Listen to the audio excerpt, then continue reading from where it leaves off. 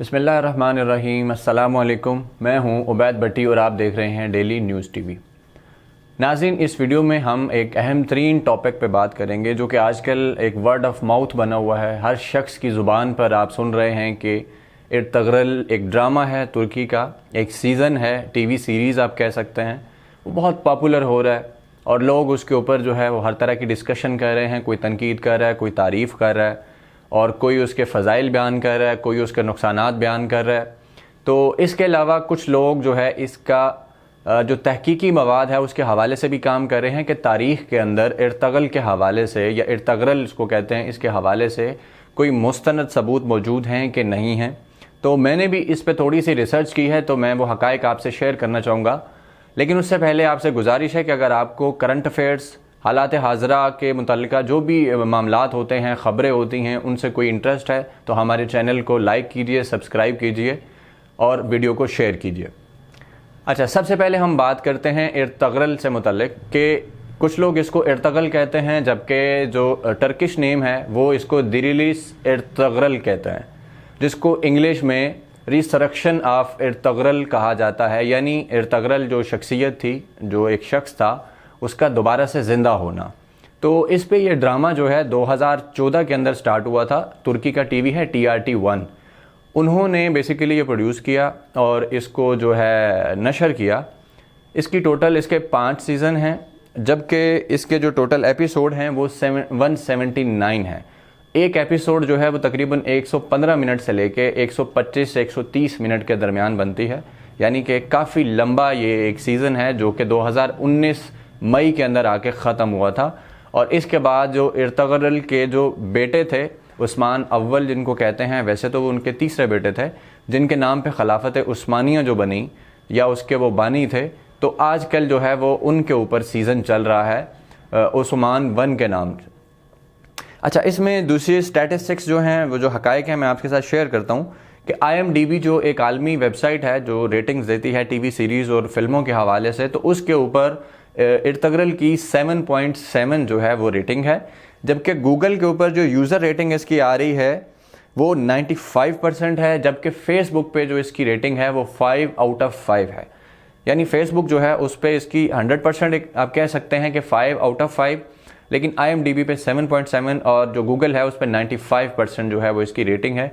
जबकि इसके कितना बिज़नेस किया है, कितने पैसे कमाए हैं, उसके हवाले से मैंने कोशिश की कि मालूमात इकट्ठी हो सकें, लेकिन वो नहीं मिल सकी, क्योंकि इस वक्त ये तकरीबन 60 ज़ुबानों के अंदर जो है दुनिया भर के तकरीबन 150 ममालिक के अंदर नशर हो चुका है या हो रहा है।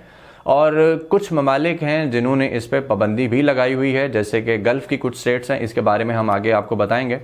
अच्छा, एक चीज़ इसके बारे में ये है कि कुछ लोग इसको कंपेयर करते हैं गेम ऑफ थ्रोन्स के साथ।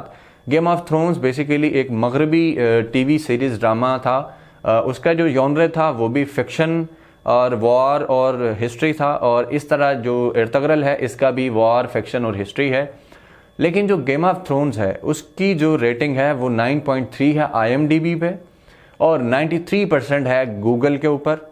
और उसने जो बिज़नेस किया है, खैर उसके स्टैटिस्टिक्स तो मौजूद हैं, वो तो बिलियंस ऑफ डॉलर्स हैं कि उसने सब्सक्रिप्शंस की मद में ही सिर्फ 3.1 बिलियन डॉलर कमाए। जबकि इसके अलावा उसका जो हर एक सीज़न था उसकी अलग रेटिंग्स थी, फिर उसने जो billions of dollar her business उसने जो सीज़न ने कमाए वो अलग हैं। तो इसलिए बिज़नेस को कंपेयर मेरा ख्याल है अभी नहीं करना चाहिए। इम्कान है कि जो इर्तगरल है उसने शायद अब तक गेम ऑफ थ्रोन्स से ज़्यादा पैसे कमा लिए हों, क्योंकि 150 मुल्कों में पहुंच चुका है और 60 से ज़्यादा ज़ुबानों में जो है इसका तर्जुमा हो चुका है। और बहुत सारे ममालिक में तो इसने इस कदर मकबूलियत कायम की है कि रिकॉर्ड तोड़ दिए हैं। जैसे पाकिस्तान के अंदर अब की जो रिपोर्ट्स आ रही हैं कि PTV होम पे ये रिलीज़ हो रहा है, यूट्यूब के ऊपर भी PTV का जो अपना चैनल है उस पर ये उन्होंने नशर किया है, तो उसके ऊपर जो रिकॉर्ड ब्रेकिंग व्यूज़ आ रहे हैं या जो सब्सक्रिप्शंस मिल रही हैं। फिर इसके अलावा अफ्रीका के अंदर बहुत पॉपुलर हुआ, ब्राज़ील के अंदर बहुत पॉपुलर हुआ, फिर इंग्लैंड के अंदर इसको बहुत ज़्यादा लोगों ने पसंद किया, ऑस्ट्रेलिया तक, कनाडा तक। और उधर जो गेम ऑफ थ्रोन्स है वो भी दुनिया के तकरीबन सब ममालिक में ही उसको देखा गया, उसकी पॉपुलैरिटी थी। तो खैर ये दो डिफरेंट चीज़ें हैं, मैं नहीं समझता कि इसको कंपेयर करना चाहिए, हालांकि लोग तो कहते हैं कि ये तुर्की का गेम ऑफ थ्रोन्स है। अच्छा, इसमें दूसरी चीज़ ये है कि मैं थोड़ा सा आपको इसके बारे में बताता हूँ कि जो विकिपीडिया पे या वैसे जो इस ड्रामा के अंदर इसकी हिस्ट्री बताई गई है वो इस तरह से है कि 13वीं सदी में काई कबीले के कुछ लोग थे जो मंगोलों से बचते बचाते, मंगोल जो थे उस वक़्त वो बहुत जालिम थे, वो हमले कर रहे थे दुनिया भर के तकरीबन हर मुल्क पे, इधर एशिया के अंदर, सेंट्रल एशिया, साउथ एशिया और अरब की तरफ भी निकले। तो ये काई कबीले के कुछ अफराद थे जो यहाँ से बचकर निकलते हुए तुर्की का इलाका था एंतोलिया, उस तरफ पहुँचे। वहाँ पे जाके जो उधर का जो मुसलमान सुल्तान था उसकी मदद करने की वजह से इन लोगों को वहाँ उन्होंने अकोमोडेट किया, इनको कबीले का सरदार बनाया गया, इर्तगल को। और इसके बाद आहिस्ता आहिस्ता वक्त के साथ साथ इन्होंने जो मतलब फतूहात हासिल की मंगोलों के ख़िलाफ़, वहाँ के बाकी लोगों के ख़िलाफ़, फिर आपस में जो लड़ाई झगड़े होते रहे, उन सारी चीज़ों के बाद जो है इनका जो बेटा था उस्मान अव्वल जिसको कहते हैं, उसने फिर असल में जो कोशिश स्टार्ट की थी वो खिलाफत उस्मानिया की बुनियाद उसने रखी थी। और वो तकरीबन 600 साल का अरसा बनता है कि खिलाफत उस्मानिया जो है वो 1923 में आके ख़त्म हुई, जब इनके अंदर अय्याशी और इस तरह की बहुत सारी चीज़ें, जैसे हमारे यहाँ बर सगीर में मुग़लों के अंदर हुआ कि एक अरसा हुकूमत करने के बाद उनके अंदर जो तब्दीलियाँ आई, जो वो दीन से दूर हो गए या इंसाफ से दूर हो गए, तो इसी तरह खिलाफत उस्मानिया में बहुत सारे मसले हुए। तो 1923 के अंदर ये खिलाफत जो थी वो ख़त्म हो गई और इसके अंदर जो मुल्क आते थे वो सारे मुल्क आज़ाद हो गए, जिसमें गल्फ़ की बहुत सारी स्टेट्स हैं, यूरोप की भी कुछ स्टेट्स बनती थी इसके अंदर।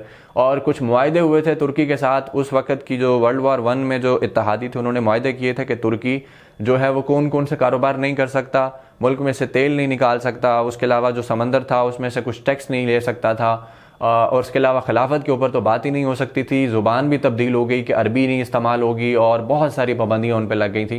तो अब ये 2023 के अंदर वो मुआहदा ख़त्म होने जा रहा है, तो उसके बाद का क्या मंजरनामा बनता है उसके ऊपर हम अलग से एक वीडियो बनाएंगे कि जो 2023 के बाद का तुर्की है वो कैसा होगा और इसके अलावा बाकी दीगर मामलात क्या होंगे। अच्छा, एक चीज़ जो है कि इर्तगरल के ऊपर तनकीद क्यों हो रही है, मतलब तारीफ़ करने वाले को तो आपके मैंने बता दिया कि क्या फैक्टर्स थे और वो लोग उसकी तारीफ़ करते हैं। तो वो इसलिए तारीफ़ करते हैं कि उनको लगता है कि ये इस्लामिक इसमें चीज़ें दिखाई गई हैं, अक़दार हैं, अशार हैं और इसमें बहुत सारी चीज़ें हैं, इस्लामिक हिस्ट्री है, तो लोगों को उससे बड़ी उनसियत हो रही है। और तुर्की जो है वहाँ के कुछ लोगों का कहना है कि ये दिखाने का मकसद ये है कि तुर्की को दोबारा अपने असलाफ के साथ जोड़ा जा सके और दोबारा वहाँ पे इस्लाम का रिवाइवल हो सके, कि इस्लाम को दोबारा से नाफिज करने की कोशिश और मेहनत की जा सके।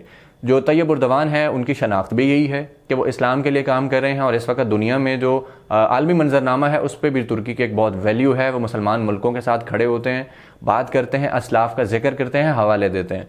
इसके अलावा वज़ीर-ए-आज़म इमरान खान जो तुर्की में गए, उनसे मिले, तैयब उर्दवान से वापस आए, उन्होंने तब यही बात की कि मलेशिया, तुर्की और पाकिस्तान मिल के कोई इस्लामिक चैनल कायम करेंगे जिसके ऊपर इस्लामिक हिस्ट्री, असलाफ और इन चीज़ों से मुतल्लिक चीज़ें नशर की जाएंगी, ताकि अपनी कौम जो है मुसलमान हैं इनको अपने असलाफ के बारे में पता लग सके, इनके अंदर वो जो अच्छाइयाँ हैं वो पैदा हो सके, इनकी तरबियत हो सके। इसीलिए उन्होंने हुक्म दिया PTV को कि इसकी दोबारा से उर्दू में डबिंग की जाए और इसको PTV का जो प्लेटफॉर्म है वहाँ से इसको नशर किया जाए, ताकि पाकिस्तान के लोगों को पता लगे कि हमारे असलाफ कैसे थे, मुसलमान कैसे थे, खिलाफत उस्मानिया कैसी थी। अब इसका क्या मकसद हो सकता है वो तो खैर एक स्पेकुलेशन है, एक मफरूज़ा है कि आप कह सकते हैं कि जी इसका मकसद खिलाफत उस्मानिया वापस लाना है। तो खैर ये एक स्पेकुलेशन से ज़्यादा कुछ नहीं मेरी नज़र में, ये तो आने वाला वक्त बताएगा क्या होता है। बाकी अच्छी चीज़ है कि लोग देख रहे हैं, इस्लामी चीज़ें हैं इसके अंदर। लेकिन जो मैंने इस पर रिसर्च की कि जो हिस्ट्री है उसके अंदर इर्तगरल के हवाले से आपको कुछ ज़्यादा चीज़ें नहीं मिलती। बहुत सारी चीज़ें इसमें जो कही गई हैं, जैसे कि इब्न अरबी से मुलाकात के हवाले से, वो भी तारीख़ के अंदर जो मुस्तनद किताबें हैं वो ये साबित नहीं करती। फिर इर्तगरल की ज़ात और इससे जो जुड़े हुए वाक़यात, ख़यालात, हालात हैं, इनसे मुतल्लिक़ तारीख़ में आपको ज़्यादा चीज़ें नहीं मिलती। इसलिए इसको फ़िक्शन कहना ज़्यादा बेहतर होगा कि ये एक फ़िक्शन स्टोरी है, उस पर क्रिएट कर दिया गया उस्मान के जो वालिद थे उनके ऊपर। तो खैर बड़ी अच्छी चीज़ प्रोड्यूस हुई है, 5 सीज़न बन गए। जो उस्मान हैं उनका जो है हिस्ट्री के अंदर बहुत सारी चीज़ें हैं, क्योंकि खिलाफत उस्मानिया बेसिकली उन्हीं के नाम पे थी। अच्छा, इसमें फिर दूसरी चीज़ ये है कि जो लोग तनकीद कर रहे हैं उसके पीछे रीज़न क्या है। सबसे पहले तो इसके सबसे बड़े नकात जो हैं वो अरब हैं, गल्फ़ स्टेट्स हैं, जिनमें मिस्र, उसके बाद सऊदी अरेबिया और दुबई वगैरह जो हैं वो इसमें सबसे आगे हैं। उसकी रीज़न ये है कि वो बेसिकली ये स्टेट्स जो है ना, ये बादशाहत की स्टेट्स हैं। यहाँ बादशाहत कायम हुई थी 1923 के अंदर, जब खिलाफत ख़त्म हुई तो उसके बाद। अब जिन लोगों के पास बादशाहत है, ये स्टेट्स हैं, मौजें हैं, अय्याशी है, पैसा है, तो ज़ाहिर है वो किसी सूरत बर्दाश्त नहीं करेंगे कि हमारी जो बादशाहत है वो ख़त्म हो। जैसे इख्वानुल मुस्लिमीन जो थी जमात थी मिस्र की, तो उसके हवाले से ये अरब स्टेट्स, बाकी जो सऊदिया, दुबई वगैरह ये सब क्या करते रहे, उनसे किस कदर खौफज़दा हैं। फिर इसके अलावा फ़लस्तीन के मामला हैं। तो इसी तरह अरब स्प्रिंग जब आई तो ये लोग जो है शदीद खौफ में मुब्तला हुए, तो अमेरिका जो था इनके साथ खड़ा रहा इनकी मदद के लिए कि इनकी जो रियासतें हैं बादशाहत है कायम रहे। तो अभी भी इनको इस जो प्रोडक्शन है इससे भी ख़तरा है, तो इसलिए इन्होंने बिल्कुल पाबंदी आयद कर दी है कि यहाँ ये नशर नहीं हो सकता। लेकिन इसके अलावा दुनिया के 150 ममालिक हैं जहाँ पर यह नशर हुआ।